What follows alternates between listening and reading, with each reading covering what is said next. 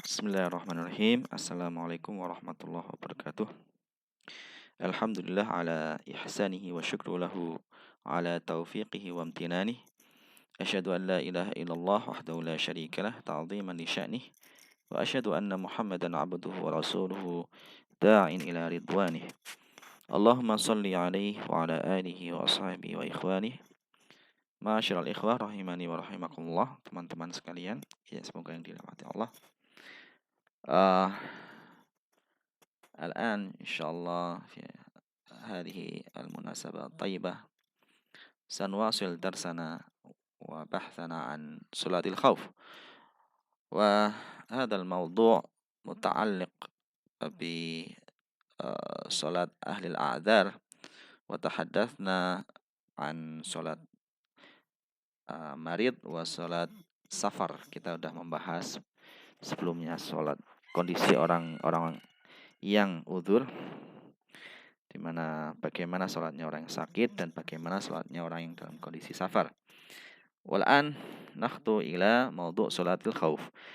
Bagaimana salat khauf. Khauf di sini maknanya bimakna hunak syai' yani yadur, yani sesuatu yang membahayakan, sesuatu yang mengkhawatirkan, sesuatu yang apabila dihadapi akan terjadi sesuatu yang membahayakan dirinya. Taib. Masyru'iyatuha, disyariatkan salat khauf. Tushra'u salatul khauf, disyariatkan salat khauf fil jihad fi sabilillah ta'ala, dalam kondisi berperang di jalan Allah, ya, dalam kondisi genting, di dalam kondisi jihad di jalan Allah Ta'ala.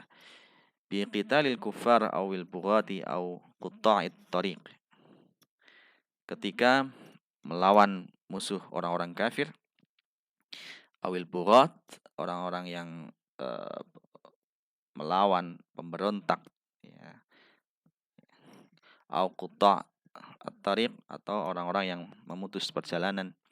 Orang-orang memutus perjalanan ini dari kata qati'. Qati' itu orang yang memutus.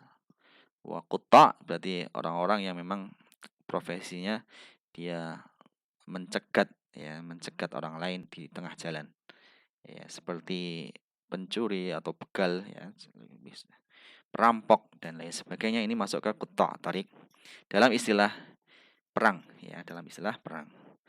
Meskipun para ulama terkadang juga memakai istilah qutta' tarik dalam aspek yang lain, bisa dalam muamalah, ya, tijariyah, dalam aspek jual beli dikatakan qutta'. Tarik berarti orang-orang yang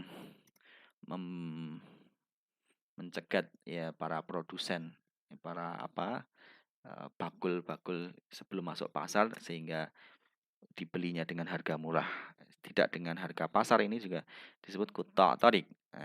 Dan sebagian mengistilahkan qutta' tarik dalam dakwah, ya kan. Dalam dakwah berarti dia dai-dai yang suka mengambil manfaat, ya, dari mad'unya, mengambil, ya, hal-hal yang berkaitan dengan sisi duniawi atau dalam hal-hal yang menyalahi dalil dan lain sebagainya. Ini juga atau disebut lusus dakwah, gitu, seperti itu kira-kira.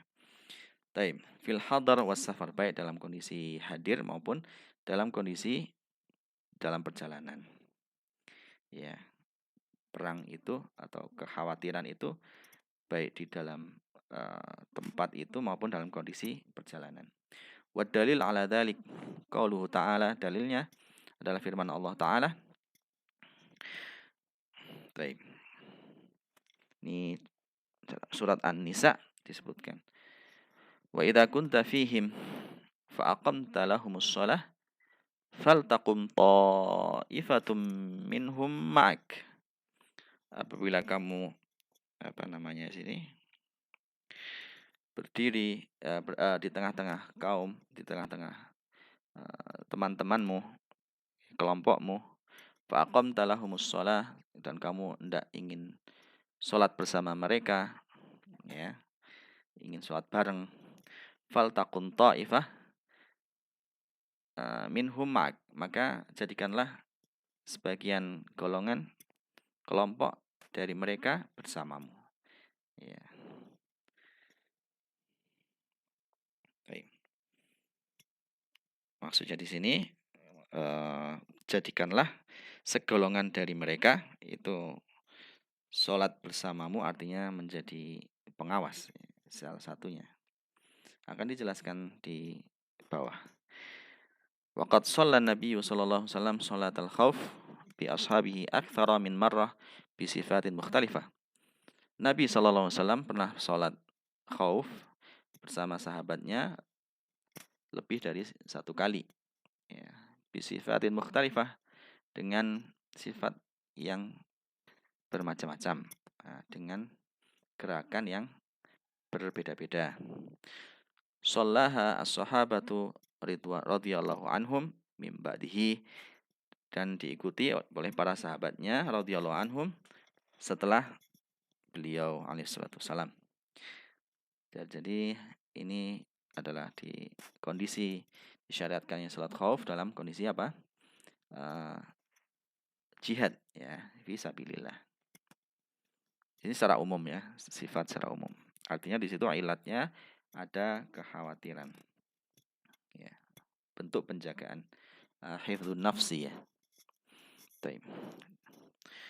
Sifatuha, sifat salat khauf, thabata 'anin Nabi sallallahu alaihi wasallam fi salatil khauf annahu shallaha bi sifatin muta'addidah.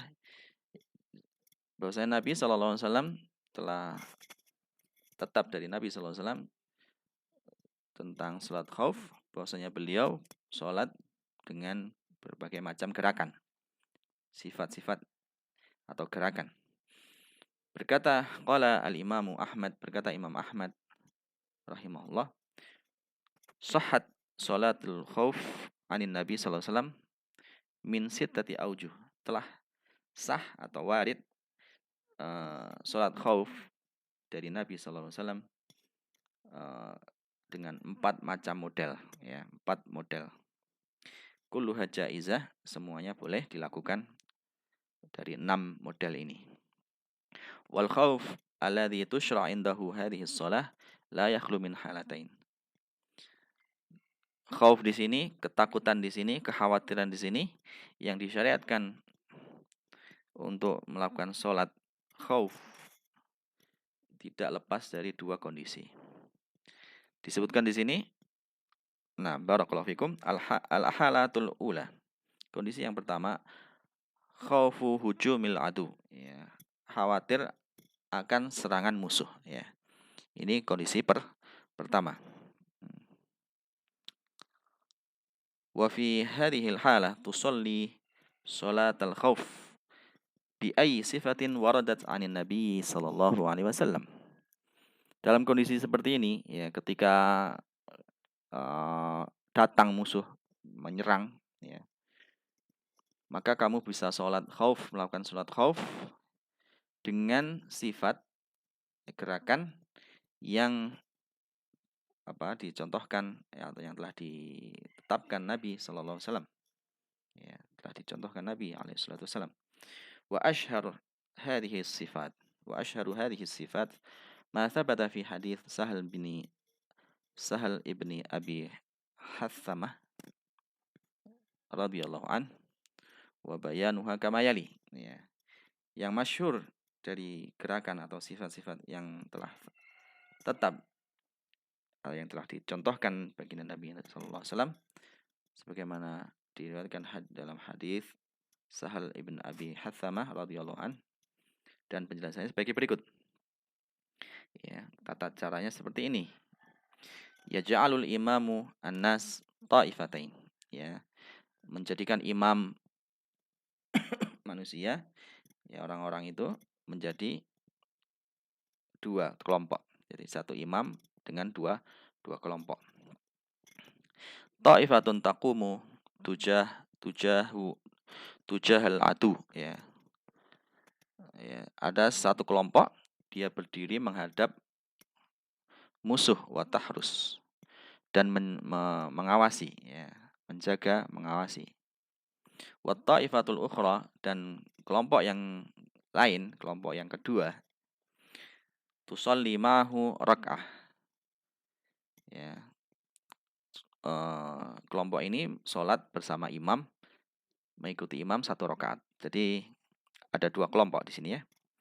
Yang pertama dia menjaga, ya, barisan menjaga di depan musuh, mengawasi. Dan kelompok yang kedua ini dia sholat bersama imam 1 rakaat, ya.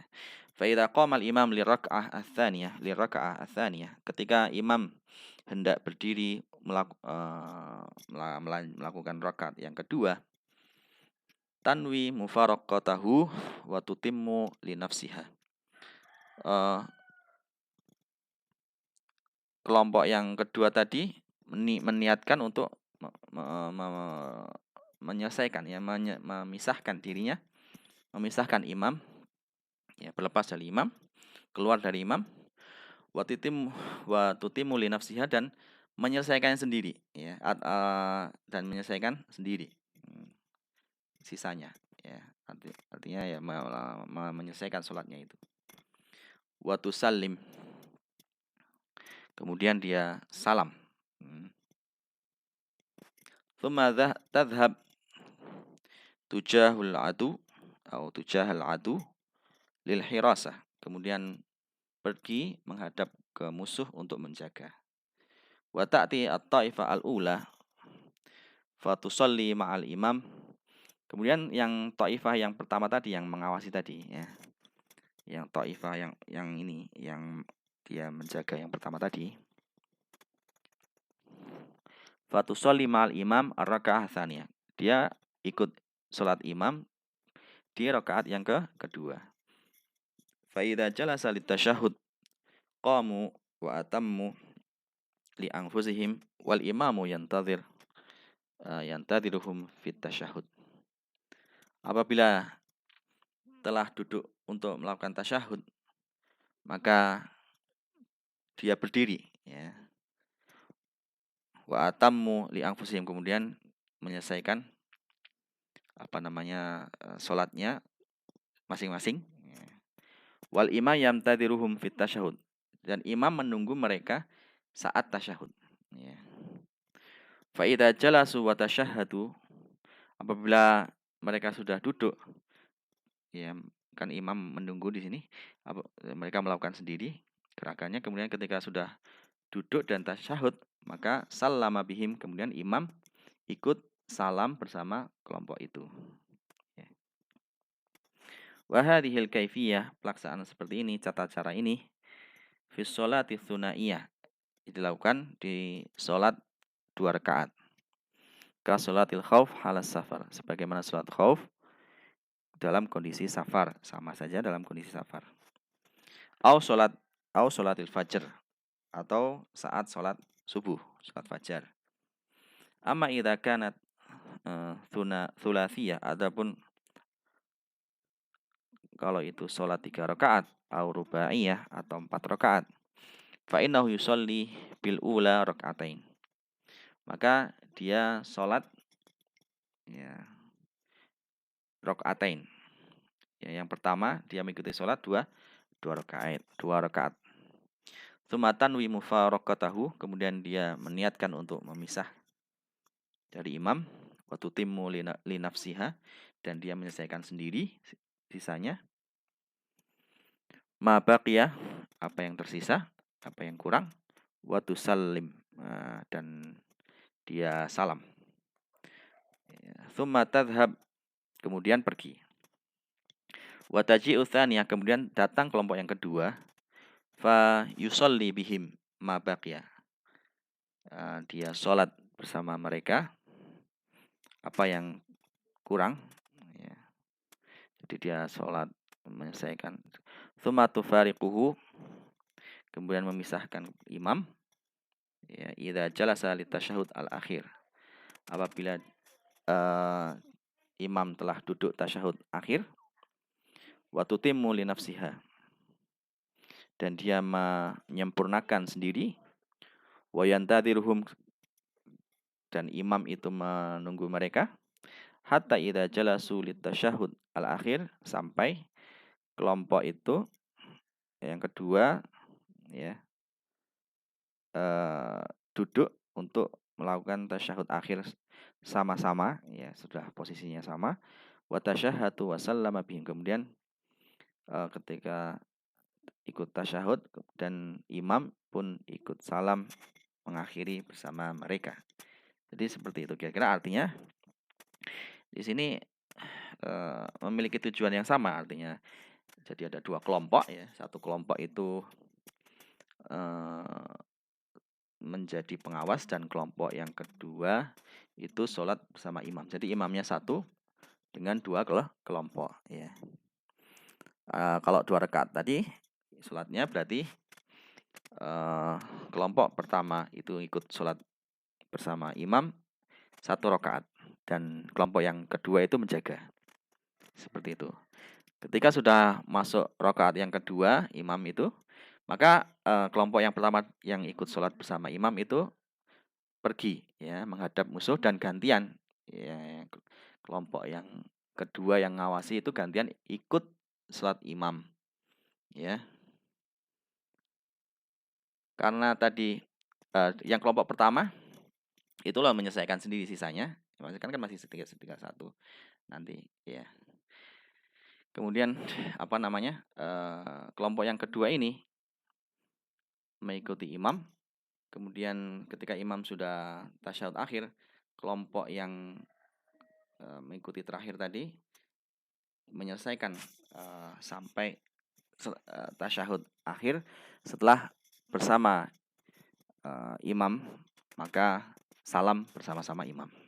Seperti itu kira-kira, nanti bisa kita lihat di videonya, ada bisa dilihat penjelasannya lebih lanjut ya. Tatbiq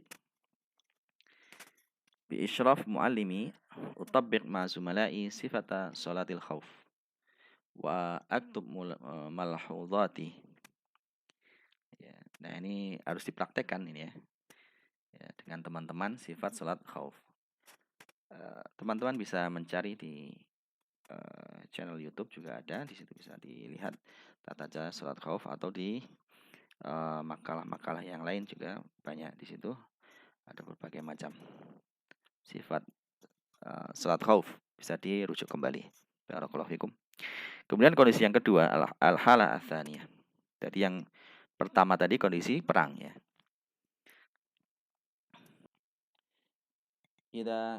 Al-hala atsaniyah.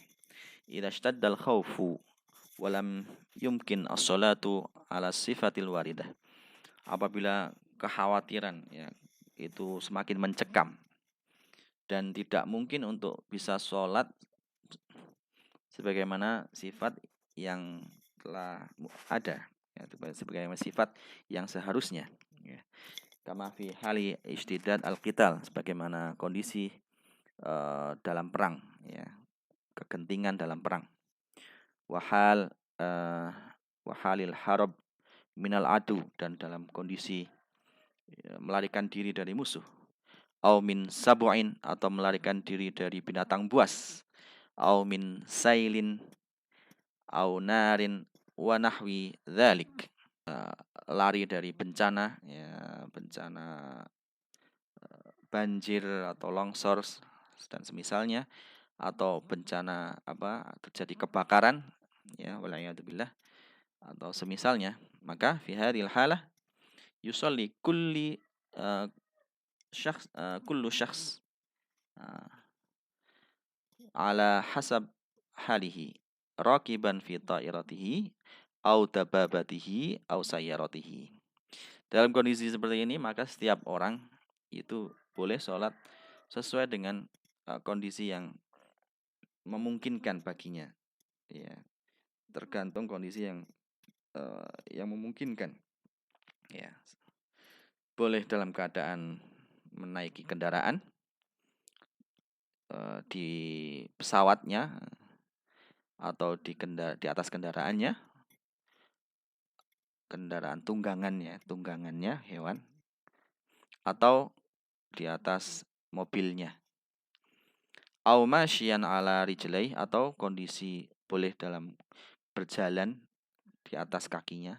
Jadi sholat sambil berjalan seperti itu. Ya, qadarullah, mungkin tiba-tiba lagi sholat tiba-tiba ada bencana mendadak, maka dia bisa berjalan ala hasabi halihi, ya menyesuaikan kondisi yang ada. Ilal qiblah, intayassara au ila ghairiha, kalau bisa menghadap kiblat atau tidak ya bisa menghadap yang lainnya. Yumi ubir ruku was sujud, dia mengisyaratkan dengan gerakan ruku dan sujud, gerakan ringan yang mengisyaratkan ruku dan sujud, artinya tidak dengan kondisi sempurna ya ruku dan sujudnya. Wa yadullu ala hadhil halah, dan dalil dari dalam kondisi ini itu dari firman Allah Ta'ala, fa in khiftum farijalan aw rukbana. Fa in khiftum, jika kamu dalam keadaan khauf, takut, khawatir, ya, was-was, genting, ya, farijalan, maka boleh sholat dilakukan sambil berjalan, aw rukbana, atau dalam kondisi naik kendaraan. Nah, ini surat Al-Baqarah ya. Wa qalu Ibnu Umar radhiyallahu anhuma, dan ucapan Ibnu Umar radhiyallahu anhuma, fa idza kana khaufu huwa asyaddu min dalika, apabila kekhawatiran itu asyad min dalik, ya lebih mencekam ya, daripada yang seumumnya. Sallu rijalan qiyaman ala aqdamihim, boleh sholat dalam kondisi qiyaman ala aqdamihim, ya berjalan, ya berdiri di atas kedua kakinya, ya. Au rukbanan, ya, atau dalam kondisi atau dengan posisi berkendara, mustaqbilil kiblah, menghadap kiblat, au ghairi mustaqbiliha, atau tidak menghadap kiblat. Nah, wal hadits akhrajahu al-Bukhari wa Muslim. Tatbiq bi isyraf muallimi utabbiq sifat as-shalah inda ishtidadil khauf wa aktub malhudati. Ini juga praktek bagaimana melakukan sholat dalam kondisi semakin genting, ya, kekhawatiran itu, ya, seperti apa sholatnya. Nah, ini tergantung, ya, ini bebas di sini, ya, tergantung kondisi, ya. Intinya tidak dalam satu keadaan dan tidak sempurna tentunya sholatnya itu, ya, karena di situ dibolehkan untuk bergerak, ya, jalan, bahkan lari, ya, bahkan ya, naik kendaraan sambil lari, naik kendaraan seperti itu, ya, memacu kendaraannya. Dan boleh dengan isyarat, ya, dengan isyarat, tidak melakukan gerakan secara sempurna, seperti itu kira-kira, ya. Barakallahu fikum. Taib. Lau inqasama al-jaish ila qismain, ini faidah, la mahtajna ila salatil khauf. Kalau seandainya pasukan itu dibagi menjadi dua kelompok, maka kita tidak perlu lagi melakukan salat khauf, kita perlu lagi khawatir. Maka ketiadaan kekhawatiran ini hadza yadullu ala annal jama'ah al-wahidah, dengan adanya satu jamaah, ya, konsep satu jamaah, min maqasidis syariah, ya, termasuk tujuan-tujuan disyariatkannya, ya, tujuan-tujuan syariat, ya, tujuan syariat, maqasidus syariah. Nah, wallahu a'lam. Mal fawaid, taib, fakir, ya, ini Mal fawaid alati tastafid tastafiduha min ma'rifatika li masyru'iyati salatil khauf bihadhihi tariqah. Kira-kira apa fungsi faedah yang kamu bisa mengambil melalui pengetahuan kamu tentang disyariatkannya sholat khauf ini dengan seperti ini ya, dengan gerakan dan sifat seperti ini ya, dengan metode seperti itu. Wa kaunuha tu'addi jamaah, dan dilakukan dengan satu jamaah ya, berjamaah. Wa qad tu'addi ahyanan halal masyi lil qiblah wa li ghairi qiblah. Terkadang dilakukan ya dalam keadaan berjalan, dalam kondisi berjalan menghadap kiblat atau tidak menghadap kiblat ya. Ya, jadi kembali lagi disyariatkannya sesuatu pasti ingat rumusnya, kaidahnya. Disyariatkan sesuatu berarti di situ ada maksud syariah ya. Karena syariah, diadakannya syariah itu maksudnya adalah untuk menjaga 5 hal ya, sebagaimana yang telah kita atau antum pelajari ya, dalam apa namanya, maqasidus syariah ya. Yaitu ada 5 ya, ada 5 hal ya, diadakannya syariah itu ya. Yang pertama apa? Hifdzuddin, bentuk penjagaan agama. Itu masanian hifdzul aqal ya, penjagaan akal ya. Wa hifdzu an-nafs ya, menjaga nyawa. Dan ini termasuk bentuk penjagaan apa ini? Hifdzun nafsi, penjagaan nyawa ya kan. Karena nyawa itu dalam Islam dihargai ya, sangat berharga sekali. Nah, bahkan lebih berharga daripada dunia dan seisinya. Taib. Satu nyawa itu di sisi Allah. Taib. Kemudian penjagaan yang keempat ada hifdzul mal ya, menjaga memelihara harta ya, menjaga harta. Wa hifdzun nasl ya, menjaga keturunan ya. Makanya kalau di dalam agama itu kalau orang yang murtad itu diancam syariat hukuman ya, kisos, hukuman apa? Dibunuh bagi orang-orang yang murtad di sini ya. Kemudian dalam penjagaan akal itu juga seperti pengharaman apa namanya, minuman keras ya, sesuatu hal-hal yang memabukkan, hal-hal yang bisa merusak akal ya kan. Seperti apa, obat-obatan terlarang seperti itu ya kira-kira. Hifdzun nafs ya, menjaga nyawa, yaitu tidak boleh ya, diharamkan untuk membunuh ya, menumpahkan darah, menyakiti dan lain sebagainya. Kemudian memelihara harta itu disyariatkannya ya, dipotong tangan, sebagian tangan ya, ketika sudah jatuh apa syaratnya ya, ketentuannya. Dan yang terakhir tadi apa, memelihara keturunan ya. Nah, keturunan itu makanya disyariatkan apa, rajam bagi pezina yang telah muhsan, sudah menikah, atau hukum cambuk bagi yang masih belum menikah, dan lain sebagainya. Hal itu semuanya, hukuman-hukuman itu adalah bentuk penjagaan atas maqasid syariah itu ya, penjagaan 5 hal tadi ya. Wallahu alam. Kemudian ya itu apa namanya?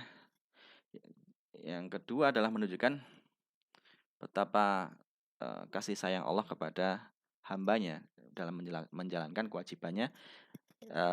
Allah Azza wa Jal masih memberikan keringanan ya, bentuk keringanan, bentuk rahmat dalam menjalankan syariatnya, karena Allah Azza wa Jal tidak akan membebankan syariat kepada hambanya ya. La yukallifullahu nafsan illa wus'aha. Taib. Itu kira-kira. Jadi 2 hal itu ya, faedah utamanya ya. Nah, kemudian ya diadakan jamaah, tetap jamaah. Ya ini bentuk solidaritas, bentuk kerjasama, bentuk apa, gotong royong. Ya, ini juga tetap terjaga. Jadi tidak sendiri-sendiri dalam bentuk jamaah ini. Selalu berkumpul. Ini sifat seorang muslim itu, selalu berkumpul. Ya. tidak sendiri-sendiri, ya, bersama-sama bergotong royong. Nah, itu kira-kira. Kemudian at-taqwim, evaluasi. Baik, as-soal al-awwal ajib bi sah au khata. Ma'atasi al-khata in wujida fima yali. Ya, jawablah benar atau salah, centang atau silang, dan benarkan apabila ada kesalahan yang ditemui berikut ini. Al-alif yajibu 'alal marid, wajib bagi orang yang sakit, ayyaf'ala ma yastati'uhu inda adaihi lis-shalah. Apa yang dia mampu untuk mengadakan sholat, untuk melakukan sholat. 6, sahih ya. Jadi orang yang sakit itu tetap sholat ketika selama selama masih sadar ya, selama akalnya masih hadir, akalnya masih sehat ya. Jadi patokannya, pedomannya itu pada akal sehatnya. Selama dia masih sehat ya harus sholat, diusahakan tepat waktu, meskipun dia melakukan dengan semampunya. Ya, semampunya. Tidak harus seperti orang yang sehat, tidak ya, sebagaimana kita telah jelaskan di sholatnya orang yang sakit. Bisa dirujuk kembali, barakallahu fikum. Kemudian idza jaza al-jam'u baina sholatain fil hadar awis safar jaza al-qasru. Bolehnya dijamak apabila sholat itu boleh dijamak antara dua sholat dalam keadaan hadir atau dalam keadaan safar, maka boleh diqasar. Ini boleh diqasarnya ini yang bermasalah, ada kurang tepat ya. Artinya qasar di sini hanya dilakukan ketika dalam safar ya. Kalau dia dalam mukim, dia tidak mesti bisa diqasar, belum tentu gitu maksudnya. Kecuali dalam kondisi sakit atau dalam kondisi genting, khauf, ya itu lain lagi ya. Nah, ini karena tidak dijelaskan secara rinci. Jadi intinya kurang tepat. Yang tepat adalah bolehnya mengqasar ketika safar gitu. Wallahu alam. Bisa dirujuk kembali ke pembahasan kita sholatnya orang yang safar. Kapan boleh dijamak, kapan boleh diqasar, kapan boleh diqasar dan dijamak. Baik. Soal yang kedua. Tentukan kondisi yang diperbolehkannya bagi musafir untuk melakukan qasar, untuk mengqasar sholat, meskipun lebih masa tinggalnya dari 4 hari. Jadi dia 4 hari, lebih dari 4 hari. Baik, ini kita kembalikan ke hukum qasar ya kan. Kan ada 3 itu ya. Baik, kita kembali coba. Baik, ahkamul qasar di sini dijelaskan. Jadi tadi pertanyaannya kondisi yang dibolehkannya untuk mengqasar lebih dari 4 hari. Jadi dia harus yang tak ini. Tidak boleh meniatkan untuk tinggal muhaddadah ya. Akan tapi dia niatnya adalah sampai selesai tujuan dia tinggal di situ. Nah, gitu ya intinya.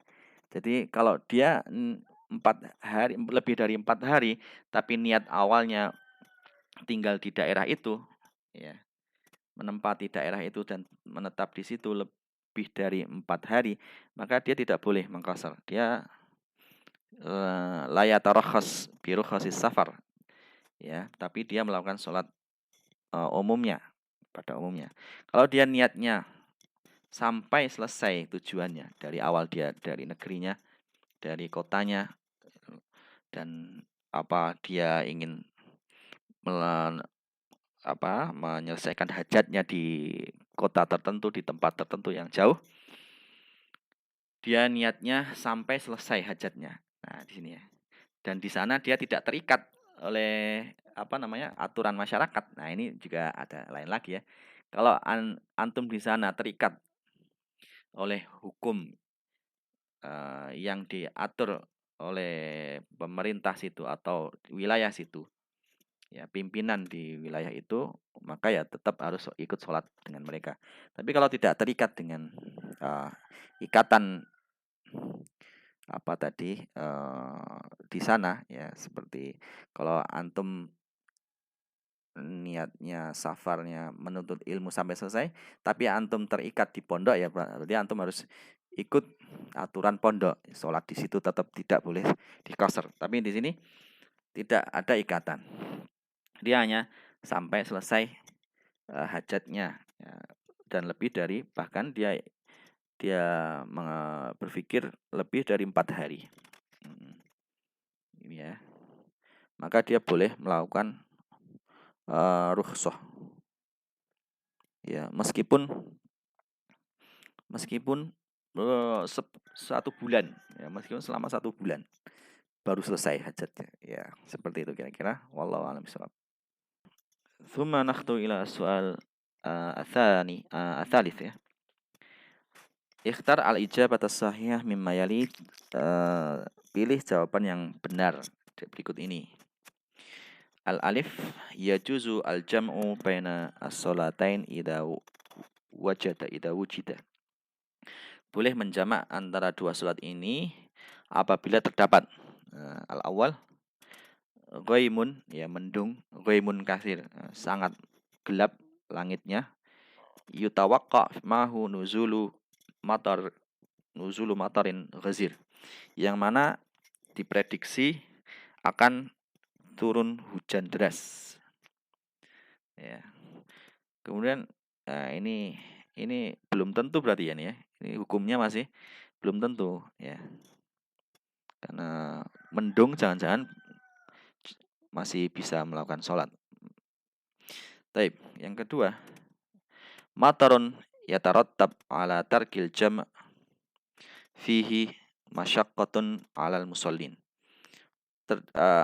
Turun hujan yang mana hujan itu mengakibatkan bisa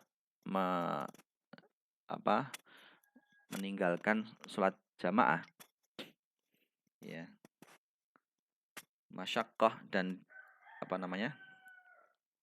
atau hujan yang mana ya tarotam ala tarkil jama', kalau seandainya tidak dijamak, maka di situ ada kesulitan. Nah, ini ya. Hujan itu yang mengakibatkan kalau tidak dijamak itu terjadi kesulitan, masyaqqah ya, alal musallin, bagi jamaah. Nah, ini yang paling tepat ya. Jadi ketika umpamanya sholat maghrib, ini sering kita kasusnya. Ketika jamaah di masjid ini sholat maghrib, kemudian turun hujan deras. Yang mana hujan deras itu kemungkinan besar berlangsung sampai isya. Maka di sini boleh dilakukan sholat jamak ya. Boleh dijamak ya. Tidak dikosor gitu ya, tapi dijamak. Jamak mator namanya ya. Jamak karena hujan. Jamak karena hujan ini bukan karena turunnya hujan ya, seperti itu ya. Turun hujan maka boleh jamak, bukan itu. Tapi di situ ada alasan mengapa boleh dijamak, yaitu ini ya, barakallahu fiik. Alasannya itu karena apa? Adanya masyaqqah. Karena lagi-lagi disyariatkannya jamak mator ini juga untuk melindungi apa? Jiwa ya, melindungi jiwa dari apa? Dari bahaya. Ya, karena bisa menyulitkan, dan syariat itu datang bukan untuk mempersulit. Ya, ingat ya, syariat itu diadakan adalah untuk mempermudah, dan Allah mempermudah dengan syariat-syariatnya, tidak ingin mempersulit. Ayyam matar, kemudian hujan apa saja, ini juga perlu dirinci ya. Hujan kalau cuma rintik-rintik, intinya kembali ke ini, masyaqqah ya. Kalau ada masyaqqah boleh ayyam matar ya, hujan. Tapi kalau hujan rintik-rintik yang masih bisa ditolerir ya, itu tidak tidak dijamak. Wallahu alam. Waladhi yadhar li anna hadha al-jawab asah, yang pilihan ini yang lebih mewakili ya, wallahu alam. Yang kedua ini. Kemudian tajuzu sholatu 'alal markub fi safar duna udhrin fi adai. Boleh sholat di atas kendaraan ketika safar tanpa udzur. Jadi dia tanpa udzur itu berarti dia bisa berhenti, bisa sholat dengan tepat waktu, bisa melakukan seluruh gerakan dengan sempurna. Itu berarti nggak ada udzur ya. Apakah boleh? Ya. Bolehnya di mana? Tajuzu sholat an-nafilah faqat, sholat sunnah saja, fardhah saja, atau fardhah dan sholat sunnah saja. Kalau secara mutlak, kalau nggak ada udzur berarti ya bolehnya hanya nafilah saja, karena ini duna udzur. Beda kalau ada udzur ya, udzur masyaqqah tadi, udzur karena masyaqqah, ya, karena kesulitan, ya, karena kelemahan. Nah, ini boleh fardhah dan nafilah ma'an. Tapi kalau tanpa udzur ini hanya khusus nafilah saja, sebagaimana yang dicontohkan Nabi Sallallahu Alaihi Wasallam. Beliau sholat sunnah di atas kendaraannya, meskipun beliau mampu untuk melakukan sholat di atas muka bumi. Dan ini tidak masalah selama dia walaupun tanpa udzur, sholat sunnah boleh. Wallahu alam. Ya, sebutkan dua kondisi atau tentukan dua kondisi yang mana seseorang wajib bagi musafir, dua kondisi itu, untuk melakukan sholat secara sempurna. Ya, ini kembali ke hukum sholat itu ya tadi ya, yang kita sebutkan tadi di halaman 64 tadi, yang bahwasanya ketika seorang musafir yang harusnya boleh mengqashar dan menjamak, tapi dia harus melakukan sholat sempurna ketika apa? Dalam perjalanan dia berhenti untuk melakukan sholat jamaah bersama imam tetap. Nah, ini ketika dia mengikuti imam tetap dalam sholat fardu, maka orang musafir dalam perjalanan ini dia harus mengikuti secara tuntas, tidak boleh mengqashar atau menjamak. Ya, artinya maksudnya tidak boleh tarakhas ya, tidak boleh mengambil rukhsah di situ. Jadi harus sempurna. Baik. Dan kondisi yang kedua adalah ketika seorang musafir